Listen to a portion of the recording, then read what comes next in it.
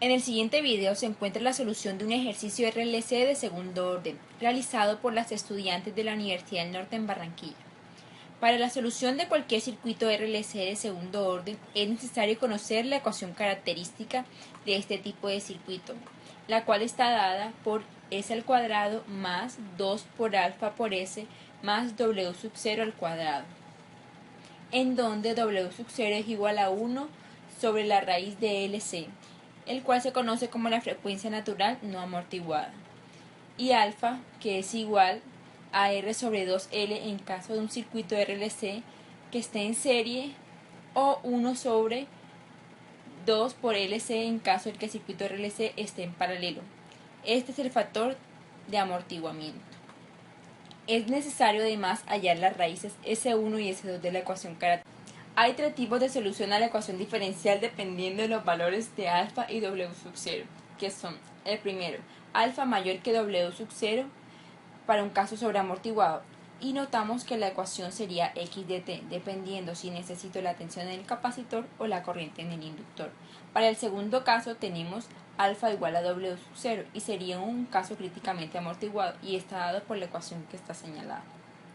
Para el tercer caso tenemos a alfa menor que W sub 0 y sería el caso subamortiguado y está dado por esta ecuación. A continuación vamos a realizar un ejercicio RLC en donde nos piden hallar la ecuación de la tensión en el capacitor para un tiempo mayor de 0, en donde el circuito se encuentra inicialmente abierto y ha pasado mucho tiempo. Consta de una fuente de tensión de 150 voltios, una resistencia de 300 ohmios, un inductor de 5 milihenrios, una resistencia de 200 ohmios que está en paralelo con un capacitor de 20 nanofaradios. Para hallar la tensión del capacitor es necesario conocer las condiciones iniciales.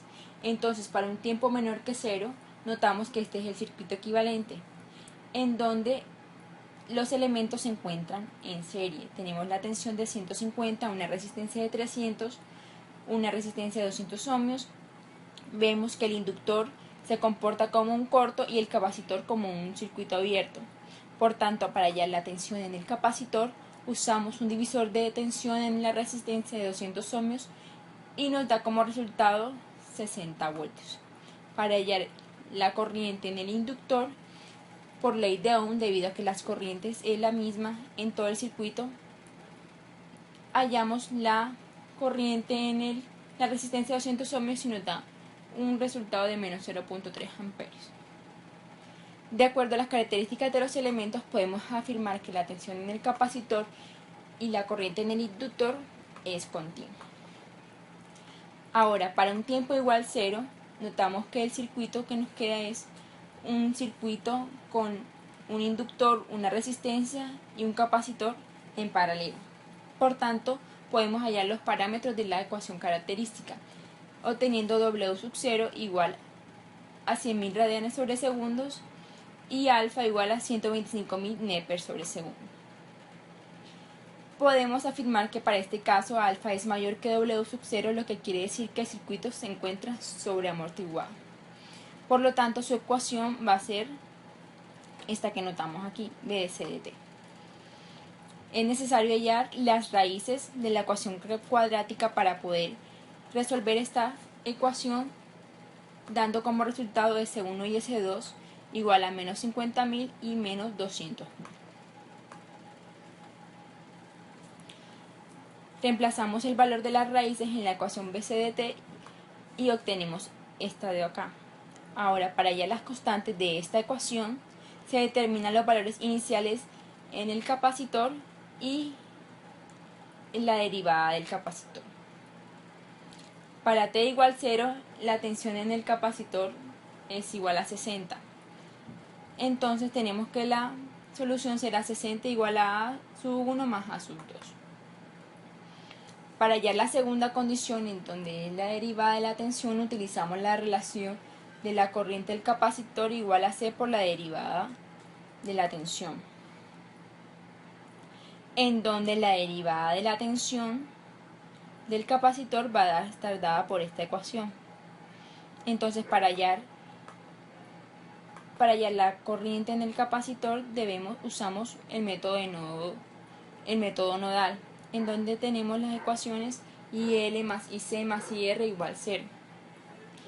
Reemplazamos la relación de las corrientes y a su vez los valores de estas y notamos que la derivada de la tensión nos va a dar igual a 0. Entonces, para un tiempo igual 0 decimos que la derivada de la tensión es igual a 0 y reemplazamos esto en la ecuación anterior de la derivada de la tensión y obtenemos esta ecuación de acá, que sería la segunda ecuación que nos ayudará a resolver el sistema. Se resuelve el sistema lineal de acuerdo con los valores iniciales y hallo los valores de las constantes A1 y A2. Como resultado final obtenemos la ecuación. La tensión del capacitor en el tiempo es la que mostramos aquí en azul y es igual a 80 Euler menos 5000 por T menos 20 por R a la menos 200.000 T. Ahora hallamos la tensión en el capacitor con un método diferente, Laplace. Teniendo en cuenta la siguiente ecuación para el circuito RLC en paralelo, el cual fue el mismo usado anteriormente, derivamos con respecto al tiempo y normalizamos la ecuación teniendo como resultado una ecuación de segundo orden. El siguiente paso es a proceder y resolver mediante la transformada en Laplace, aplicando a ambos lados.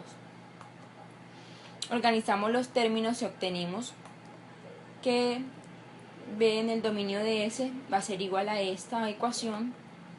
Reemplazamos las condiciones iniciales, que son las mismas que nos dieron con el primer método, y reemplazamos los valores para luego solucionar la ecuación por medio de fracciones parciales, obteniendo esta ecuación